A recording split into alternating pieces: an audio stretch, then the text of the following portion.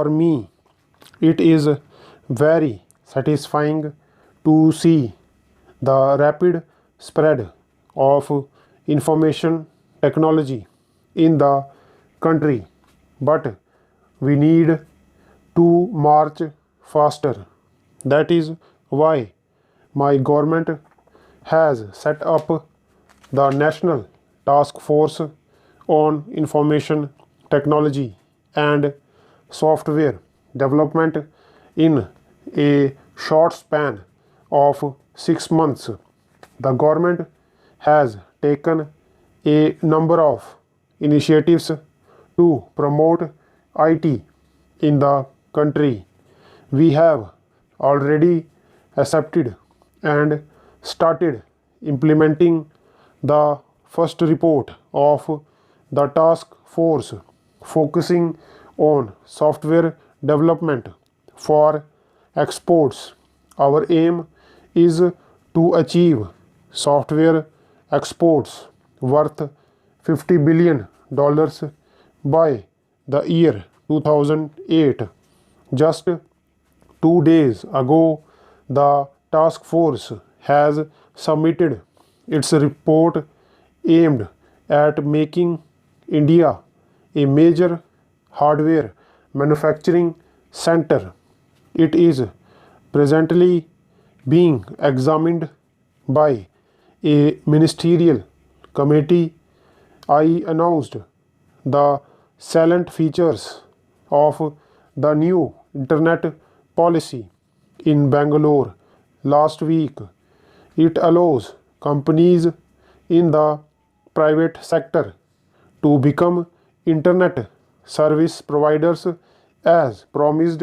Licenses will be issued to private ISPs before November 7. We believe that the creation of a modern high-speed telecom infrastructure is a precondition for making India an IT superpower.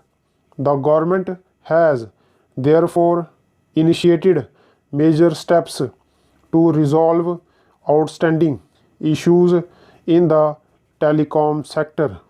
The spread of IT depends on two more factors: cheaper computers and more people trained to use them. In order to address these issues, the government will soon unveil 3 schemes aimed at increasing the number of PCs in the education sector. Vidyarthi Computer Scheme.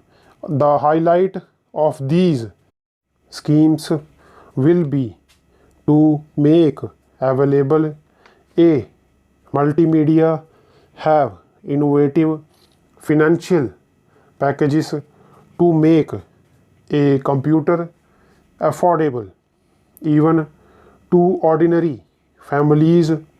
In recent years, there has been a huge increase in the number of computer training institutes.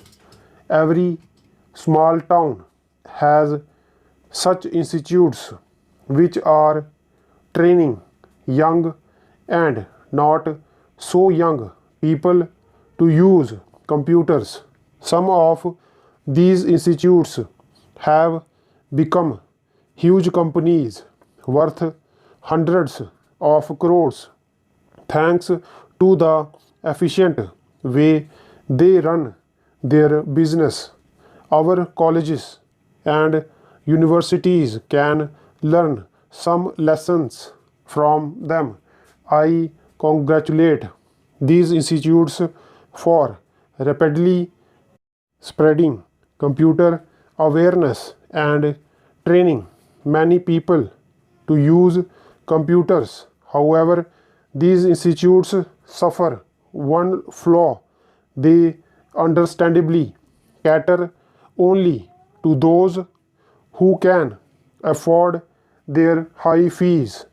It is sign of the times.